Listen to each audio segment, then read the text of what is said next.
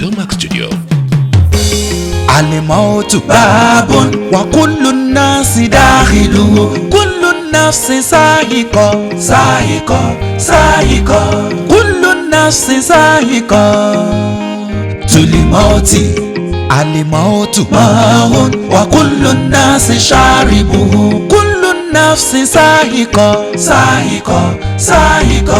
kullu nafsi sahiqa. Tulimauti.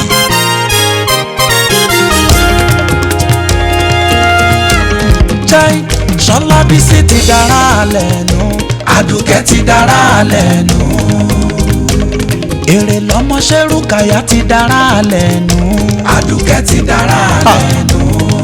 Òtítọ́ ni pé gbogbo ẹ̀dá ni yóò padà wá kú, ṣùgbọ́n ọ̀rọ̀ sí ẹ lákòókò yìí. Fùjìyàtàn Àdùkẹ́ ó mọ̀mọ́ bá wa lójijì, ikú rẹ̀ sì ń ṣe wá ní àhín. Ṣọlá Bísí ti dára lẹ́nu, Àdùkẹ́ ti dára lẹ́nu, èrè lọ́mọ mo ní pé Ṣerúkàyà ti wọ́ ká lẹ́nu, Àdùkẹ́ ti dára lẹ́nu. Ọba oníkẹ́ dákun bá wa kẹ́ Aládùkẹ́ ó má mà bẹ̀yìn ikú rẹ̀ jẹ́. Gbogbo ẹbí Ṣọlá Bísí Àdùkẹ́ fi sílẹ̀, Ọlọ́run dákun bá wa rọ̀ wọ́n lójú. Ẹgbọ́n náà Ṣerúkàyà tù ti yá kú nìyẹn, Àdùkẹ́ ti dára lẹ́nu.